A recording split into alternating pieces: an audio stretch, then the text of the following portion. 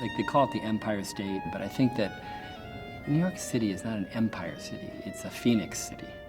It's a city that rises from its own ashes again and again and again.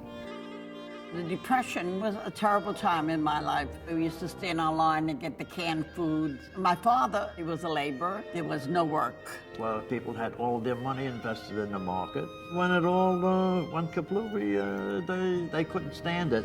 My brother helped with the family. At 8 years old, he was the best shoe shiner around.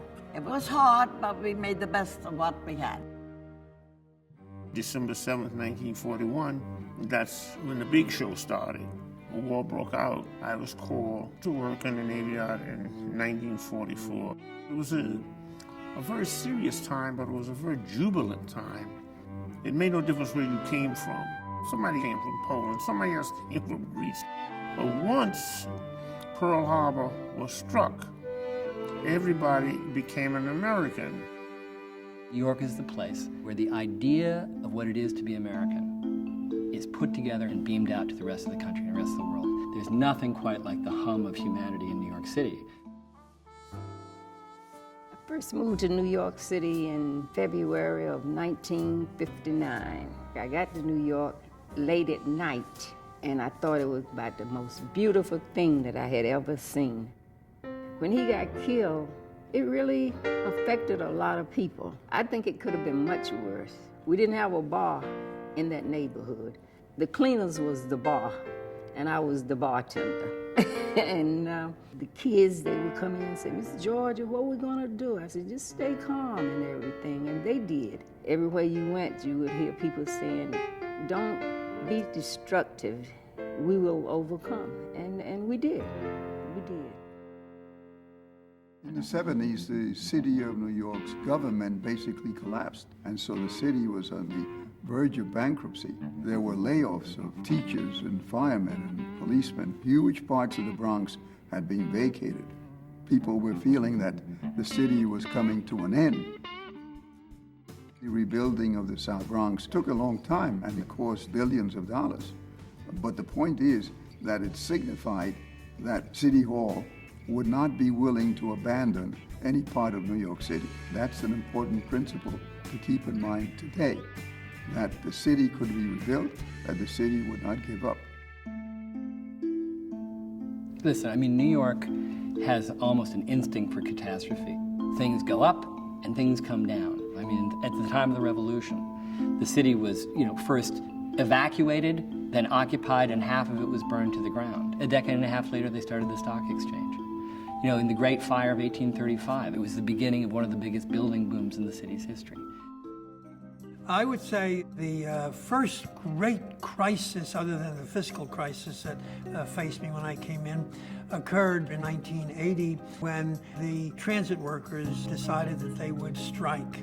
And for 11 days in April, the city of New York had no subways, no buses. And on the first morning after the strike was called, I looked out the window, and there I saw tens of thousands of people walking over the Brooklyn Bridge. And it just occurred to me, we're gonna win. That morning, I headed to the store. Brown-Inz is only 50 yards from the World Trade Center. It's right there. And people were screaming, a plane hit the Trade Center.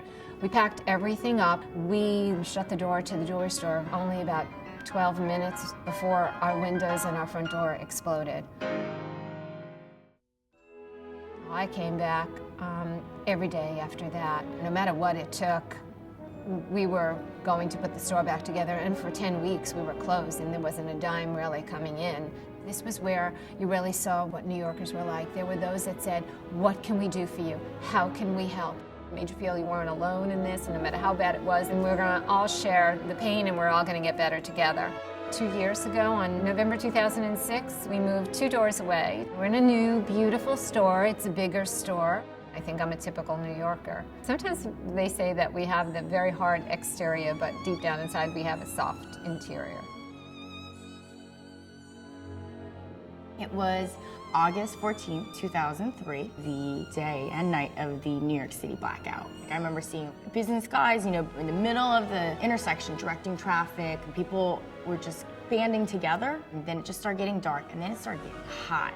We went to the roof to cool off, and that was when I met Raj.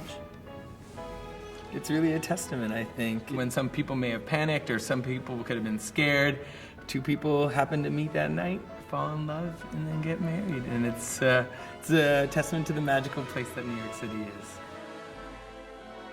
If the city is like a great heart, one of the chambers is kind of about ambition, and the other is about collective responsibility, about we're all in it together. It brings out something which I think is at the heart of New Yorkers.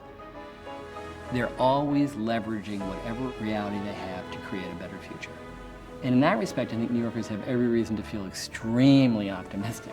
I think it's the people of the city and the spirit of the city. We're not going to give up. My name is Georgia Scott. I am proud of being a New Yorker. The only thing that I would accept is heaven. Nothing else would take the place. This is my home and you can't take it. There is a spirit and you can't break it. I could live with champagne and I could live with bread and water. I would not want to live no place else but in New York. I love New York.